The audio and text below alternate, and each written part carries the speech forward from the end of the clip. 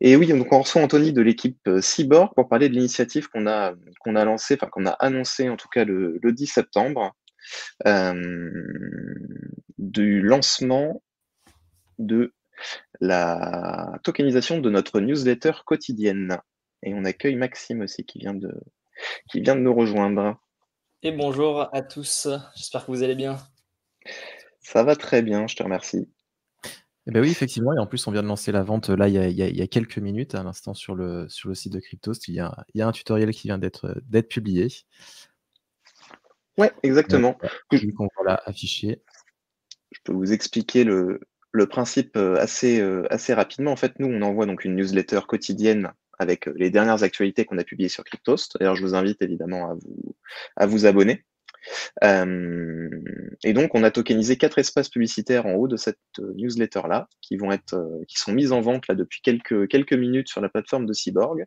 Et donc, si vous devenez l'heureux possesseur d'un de ces espaces publicitaires, eh ben, vous avez la possibilité de mettre une image et un lien qui apparaîtront sur notre newsletter.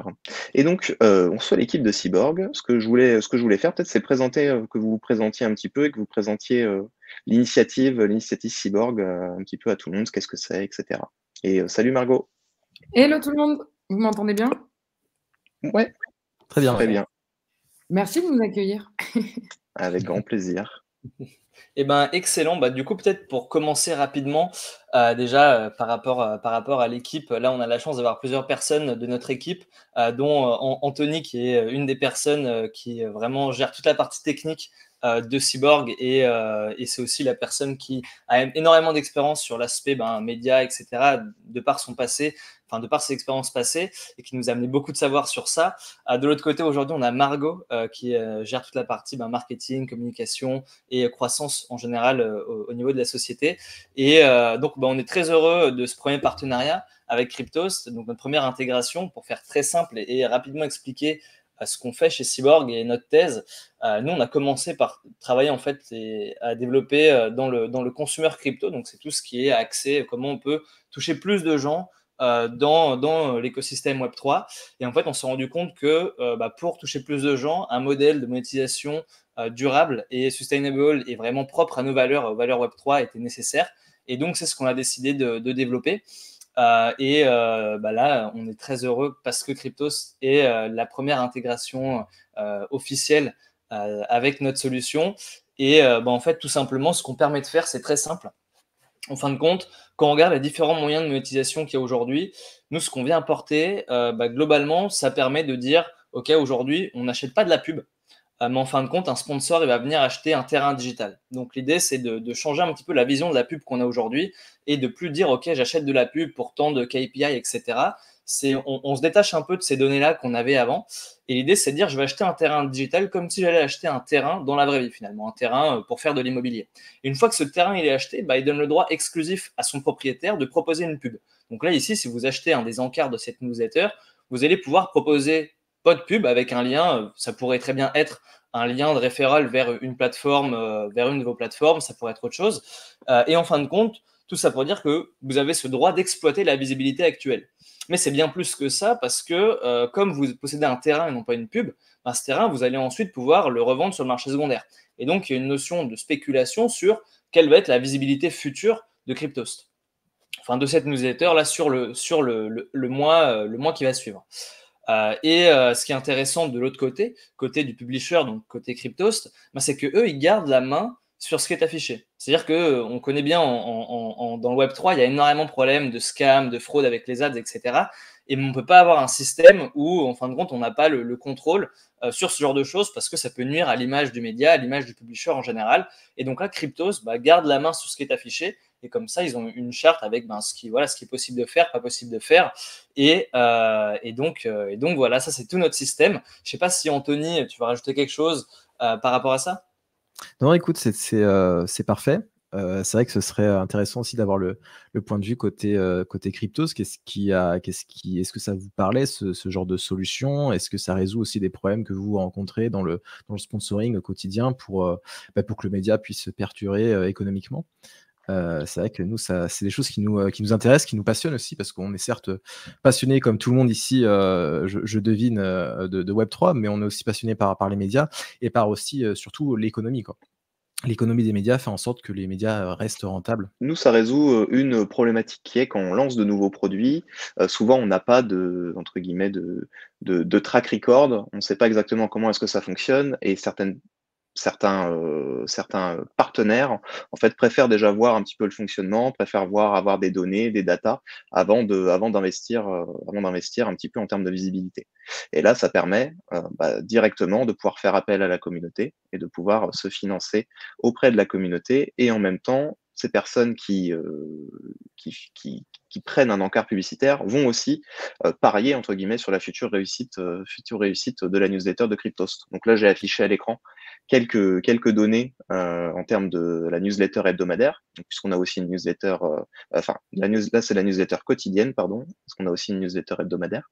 Et donc là, on a à peu près 5000 emails dans notre base pour la newsletter quotidienne, qui est envoyée 5 fois par semaine tous les matins à 7 heures. Et on a un taux de croissance qui est quand même assez important. Et donc là-dessus, c'est assez intéressant, parce que là, on a fait un test sur un premier mois, mais à terme, l'idée étant de permettre à tout le monde de posséder ce token-là pendant plusieurs mois, des saisons de 2, 3, 4, même pourquoi pas 6 mois, et ensuite permettre aux gens de pouvoir les utiliser et de les revendre une fois qu'ils en ont plus l'utilité. Donc ça, là-dessus, je pense que c'est pas mal, parce que ça permet de manière très simple à tout le monde d'accéder à de l'achat publicitaire, plutôt que de se rendre sur des plateformes qui peuvent être parfois assez complexes. Alors que là, on a juste un portefeuille à connecter, et puis le tour est joué. Et puis ça permet aussi, pourquoi pas, de réaliser des œuvres entre guillemets, pourquoi pas communautaires, c'est-à-dire que on pourrait avoir des personnes qui s'allient entre elles, les 4 personnes qui veulent les 4 espaces publicitaires et qui fassent une œuvre entre guillemets commune, voilà, pour représenter quelque chose. Ça permet aussi, dernière chose, d'avoir une manière plus transparente de savoir comment est calculé le prix de ta publicité quand on a des infos sur le marché secondaire et des données sur le marché secondaire, à quelle valeur est-ce que ça s'échange, etc. Ça permet d'avoir une valeur un peu comme l'art, en fait. Un peu comme la tokenisation de l'art a permis d'estimer des œuvres qui avant étaient achetées par une seule personne.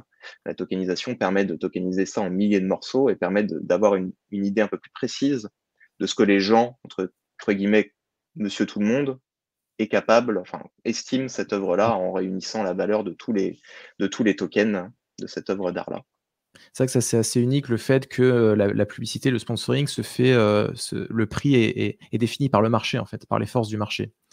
C'est vrai que ça, c'est assez unique, parce que aujourd'hui, tout est drivé par la mesure d'audience. Et c'est vrai que ça tombe bien, ce que tu disais, c'est quand on débute, effectivement, on n'a pas forcément beaucoup d'audience et c'est difficile de se monétiser. En fait, on a vraiment pensé à ce cas d'usage-là, spécifiquement, pour débuter. Et tu disais, par exemple, la communauté qui pouvait, soutenir et acheter un encart. C'est vrai qu'aujourd'hui, la communauté, souvent, elle fait des dons, et le don, ça n'a pas de retour sur investissement. C'est-à-dire que si tu soutiens un projet, que tu fais un don, si le média ou la newsletter, elle perce, tu es content, mais tu touches pas forcément voilà, tu étais pas forcément récompensé. Et donc là, c'est vrai que, avec cette possibilité de revendre son encart, qui prendrait de la valeur naturellement, parce que la valeur marketing augmente, parce qu'il y a plus de visibilité, ça permet aussi de récompenser la communauté, en tout cas ceux qui ont été early, qui ont soutenu au plus tôt. Voilà. Ouais, et puis alors moi je viens aussi du monde de l'achat de pub sur internet, et c'est vrai que ça peut être quand même assez opaque. En fait, les plateformes qui gèrent cet achat publicitaire-là peuvent très bien te dire que il y a une personne qui a payé plus cher que toi alors que c'est pas vrai, ou qu'il y a plein de personnes qui sont prêtes à payer plus cher que toi pour te forcer à augmenter entre guillemets ton prix d'achat. Là, ce qui peut pas être possible dans ce cas-là. Sans Ouais, oublier la on mesure offre. d'audience, qui parfois, où le juge est aussi parti, quoi. Mmh.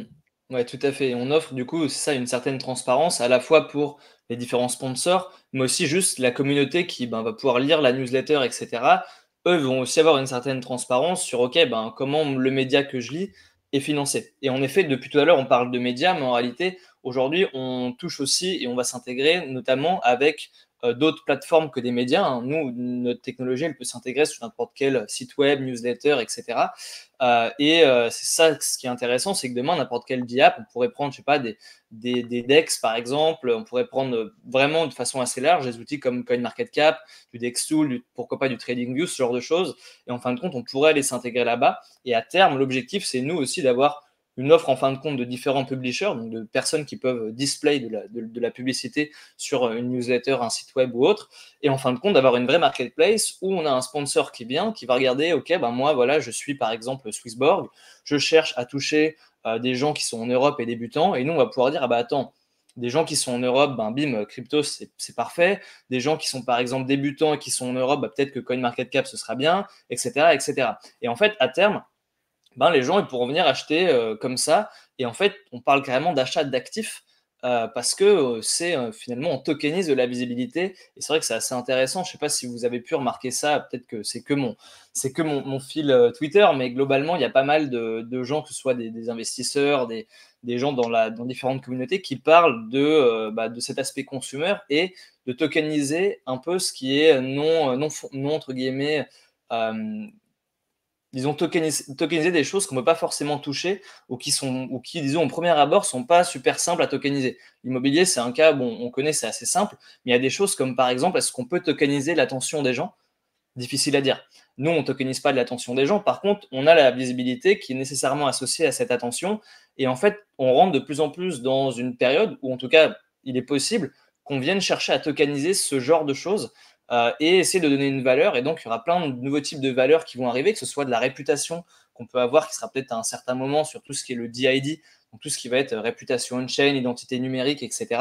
Ça sera aussi une valeur. Peut-être que demain, je ne sais pas, quand j'irai voir ma banque, en fin de compte, je pourrais faire un crédit et ils vont prendre en collatéral peut-être les crédits carbone que j'aurai sur mon wallet, ma réputation, peut-être que mes encarts Cryptost, eux, ils auront aussi une valeur. Et c'est nous des discussions qu'on a aujourd'hui avec d'autres plateformes de est-ce que demain on ne pourrait pas mettre en collatéral ces espaces de pub qui ont une valeur et les mettre en collatéral pour faire un prêt de l'autre côté. Donc ça, c'est des discussions et des choses qu'on observe. C'est pas si trivial, hein. C'est pas super simple et ce ne sera pas fait demain, mais c'est des choses super intéressantes qu'on regarde et c'est du coup bien plus gros que juste du sponsoring qui est la base. Mais en réalité, là, on parle vraiment d'une nouvelle classe d'actifs et c'est ça qui est intéressant et qui nous passionne aussi avec ce projet-là, quoi. On se donne 1 an pour acheter une maison grâce à un encart Cryptos qu'on met en collatéral. On est d'accord? Bon, 6 mois suffiront largement. Mais est-ce qu'on peut considérer ça comme de la social faille alors un petit peu? Est-ce que c'est un peu, je sais pas, Friendtech, bon, on en entend parler là parce que se passe des choses pas très reluisantes entre guillemets, mais est-ce qu'on peut considérer ça comme de la social faille? Au final, je pourrais investir sur des influenceurs ou sur des créateurs de contenu, sur d'autres réseaux type Farcaster? C'est ça. En fait, c'est assez intéressant. Déjà, si on revient sur la définition de social fi, de Web3 social, etc., nous, c'est des termes qui nous parlent beaucoup parce que l'idée, en fait, c'est d'associer des produits, des outils comme on peut connaître typiquement des réseaux sociaux notamment, avec la blockchain. Alors, en général, social fi, c'est plus axé sur l'aspect ultra financier et spéculatif, comme tu l'as cité avec Friendtech. Nous, on n'a pas forcément pour but de faire dans l'hyper spéculation. Le plus important, c'est qu'on est quand même un produit qui répond à des besoins aujourd'hui pour des publishers et des sponsors. En effet, il y a une part spéculative parce qu'on considère ça comme un actif, mais notre but n'est pas de faire de l'hyper-spéculation ou d'aller dans du pari ou du betting, ce genre de choses. Mais pour le coup, on peut s'associer en effet. On est un peu entre deux, entre de l'infrastructure finalement et à la fois du Web3 social ou social fi. En effet, on peut s'assimiler à ça. Ouais. Disons on va travailler nécessairement avec ces gens-là. Typiquement, aujourd'hui, on développe des choses sur Telegram, sur Farcaster pour arriver à monétiser des channels. Et en fait, nous, notre travail, on va globalement développer des outils pour des gens qui développent sur du consumer crypto et donc nécessairement dans le social fi. C'est vrai qu'on reproche beaucoup, notamment aux influenceurs ou aux créateurs de contenu indépendants de parfois un peu scammer leur communauté, notamment dans l'écosystème Web3. Mais c'est vrai que ces personnes-là n'ont pas d'outils en fait. Elles n'ont pas le choix que d'être totalement de faire des choses de façon non transparente.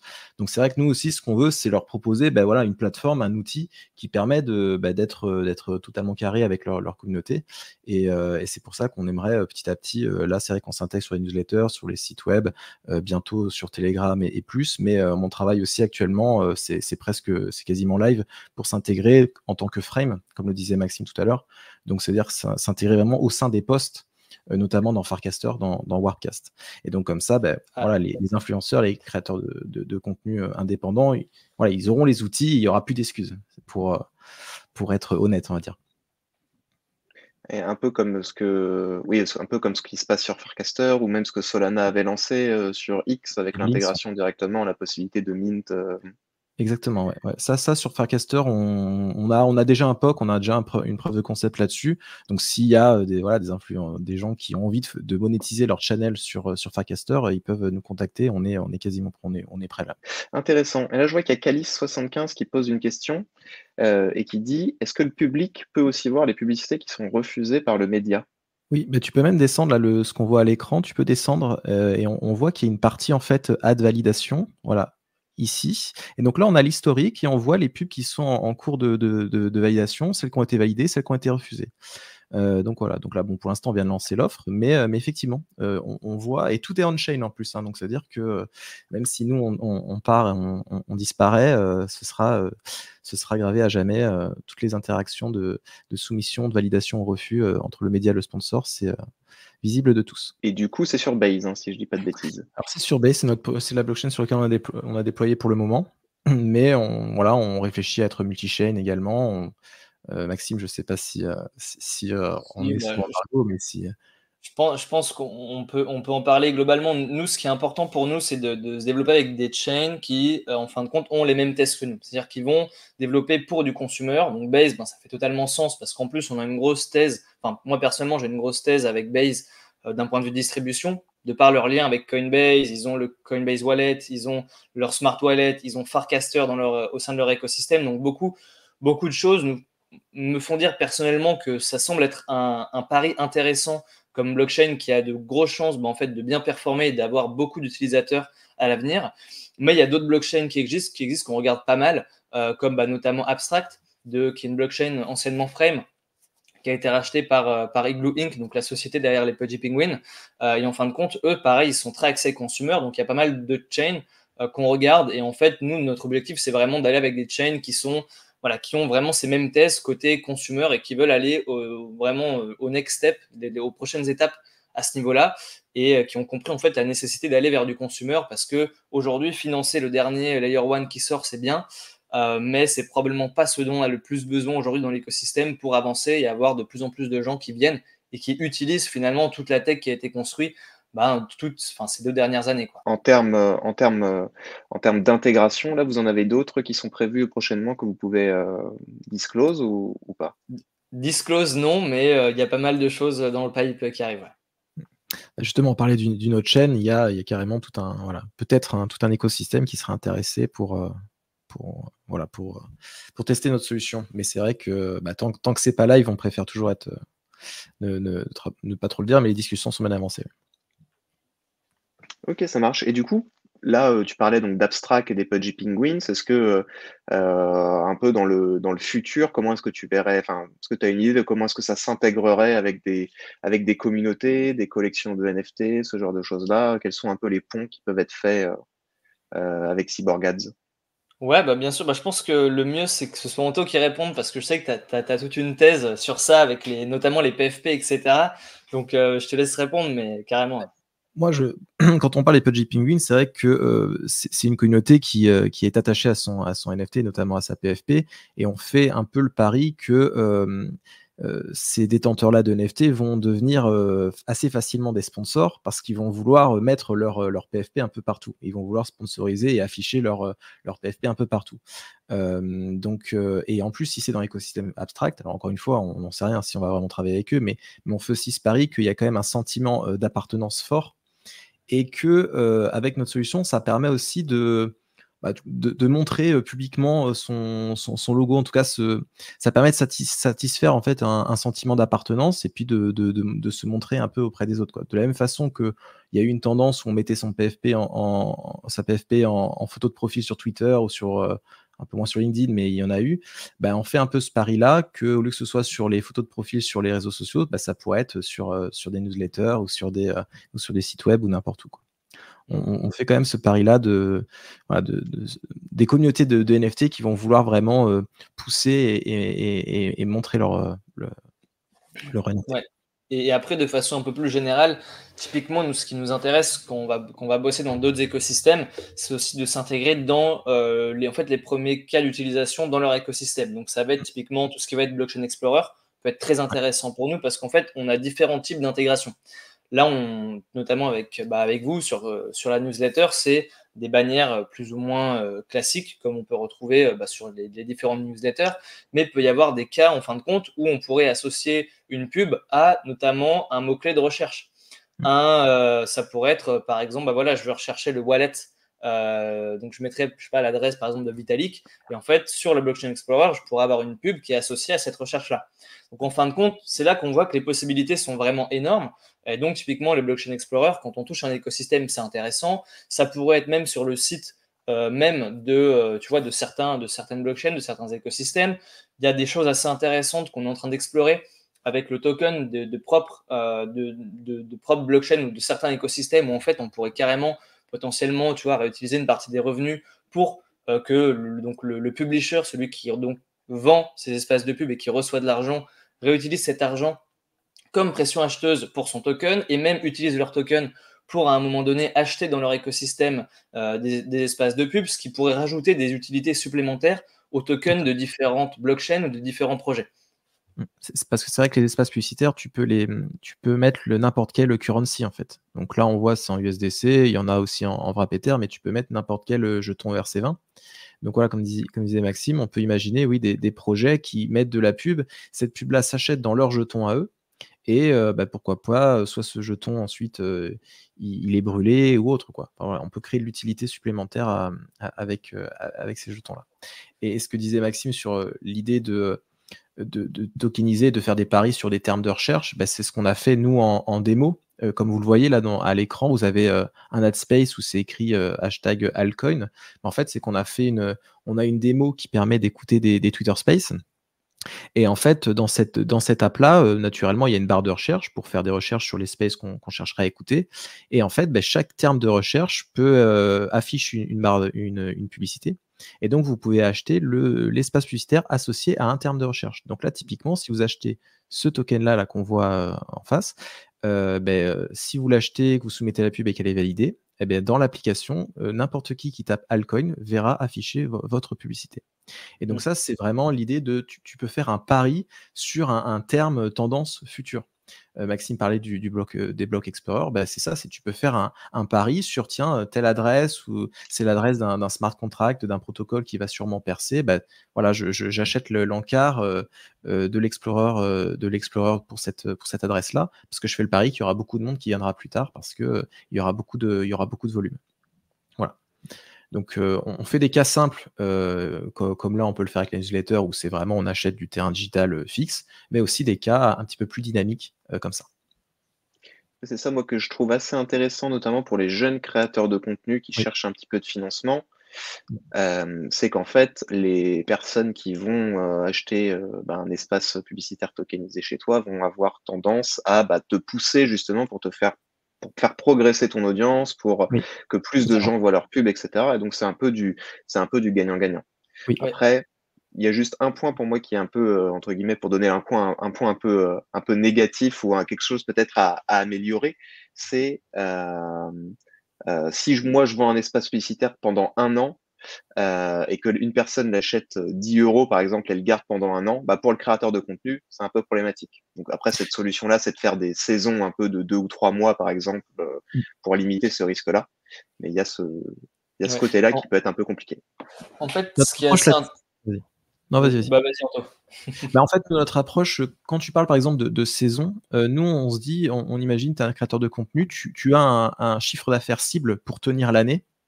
et tu te dis, bon voilà, il faut que je vende tous ces NFT-là pour que je puisse atteindre ce chiffre d'affaires cible. Une fois que tu as tout vendu, tu as fait ton chiffre d'affaires que tu espérais sur l'année, et après, tout le marché secondaire qu'il y a, donc tous les royalties que toi tu as, ce n'est que du bonus, ce n'est que des primes.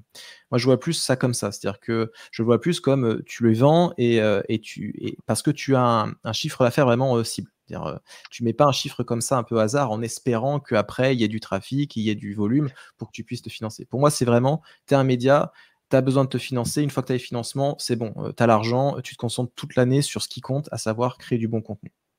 Ouais, c'est vrai qu'on n'en a pas parlé, mais c'est vrai que, enfin, pas trop parlé encore, mais de la marketplace et de la possibilité de revendre justement ton token à n'importe quel moment. Ouais, bien sûr. Bah, en fait, nous, c'est ça, pour rebondir là sur le point, sur le point qui a été évoqué.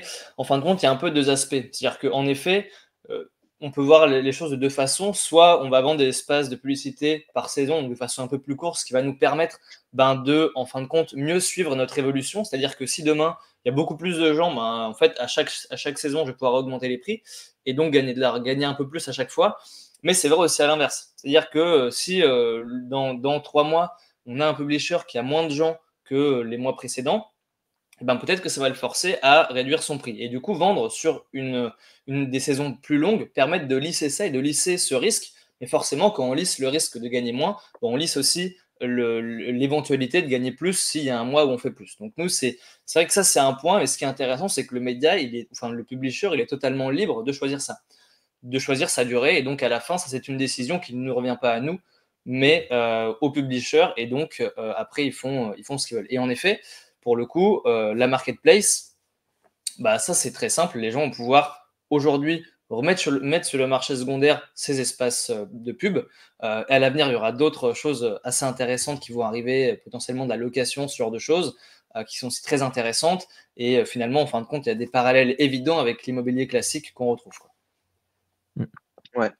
Non, mais c'est intéressant parce que je pense que moi, à terme, la tokenisation, je pense que une majorité des choses va être tokenisée du monde réel. Là, on entend beaucoup parler de tokenisation d'actifs financiers, notamment avec BlackRock et tout ce qui est RWA.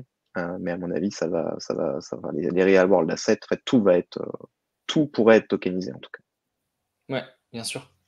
Oui, mais c'est vrai que, finalement, dans le Web3, il y a beaucoup, beaucoup d'applications autour de la finance, mais pour moi, la technologie, elle a un potentiel pour s'appliquer à absolument tous les secteurs. Et donc là, on le voit, le secteur de la publicité, du marketing, pour nous, ça a une certaine cohérence et on utilise la technologie pour ce qu'elle permet, en fait. Donc oui. Ok, bah, c'est très intéressant. Pour information, donc, il y a eu deux emplacements qui ont été vendus. Il en reste encore deux à la vente pour ceux qui pourraient être intéressés. Je ne sais pas si vous vouliez rajouter quelque chose en plus, En pour tout cas, nous, parler on de est ravis Cybergate. de faire ce lancement avec Cryptos. C'est vrai que, en tout cas, personnellement, moi, c'est un média que je suis depuis longtemps, qui m'accompagne au quotidien pour l'actualité. Et j'ai pas été payé pour dire ça, je dis ça sincèrement. Robin m'a pas menacé, je le dis en toute liberté. Non, non, j'aime beaucoup ce que vous faites, et donc ça fait vraiment plaisir de lancer un projet sur lequel on travaille beaucoup et se dire qu'on se lance avec un premier partenaire de qualité comme vous. Donc voilà, ça fait vraiment plaisir. T'aurais dit, c'est ce que j'aurais dit moi si j'avais été menacé, tu vois, justement. Mais ravi de bosser avec vous aussi parce que c'est vrai qu'on cherche un peu des nouvelles utilités en dehors de la finance. On cherche beaucoup ça. Donc on pense souvent au gaming qui vient naturellement à l'idée. Mais le gaming qui déçoit, enfin qui est un peu déçu parce que si les jeux mettent beaucoup de temps à sortir, des jeux de qualité. Mais là, c'est vrai que ça peut être une autre utilisation pour le grand public. Alors, grand public, on s'entend, mais en tout cas pour un public qui est intéressé par tout ce qui tourne autour de la communication et du marketing, en complément de la social file comme Farcaster, FrameTech, etc. Ouais, ouais, bien sûr, bah, c'est ça. Exactement. C'est vrai que le cas primaire qu'on a eu en 2020-2021 avec DeFi Summer, bah, c'était vraiment la DeFi. Et là, aujourd'hui, on commence à ouvrir d'autres choses qu'on ne pouvait pas forcément faire techniquement avant, hein. Même nous, là, si on regarde, aujourd'hui, les gens peuvent venir, s'ils n'ont pas de wallet, c'est pas grave. Aujourd'hui, ils peuvent connecter un email, ils peuvent payer par carte bancaire, ils peuvent ensuite potentiellement même se faire jusqu'à sponsoriser les transactions. Ça, c'était pas possible au dernier bull run, en fait. Ou pareil, si on prend les frais, tous les layers de KI, on n'avait pas du tout, c'était pas du tout pareil au dernier cycle. Donc c'est vrai que maintenant, on voit de plus en plus de choses qui arrivent sur du SocialFi, comme tu le disais. Moi, il y a des choses qu'on regarde, que ce soit dans le gaming. Hier, on était avec Samy, le Cross the Edges. C'est vrai que c'est assez impressionnant ce qu'ils font.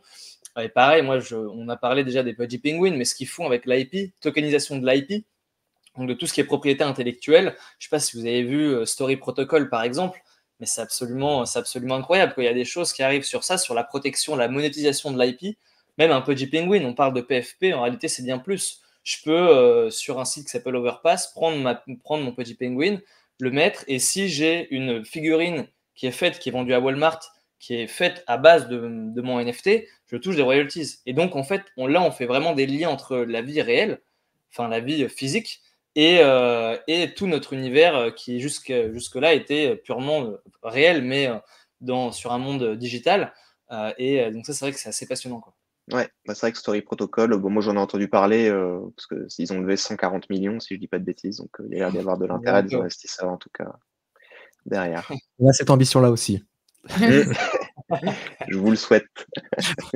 D'ailleurs, est-ce que vous allez à Token 2049 Singapour?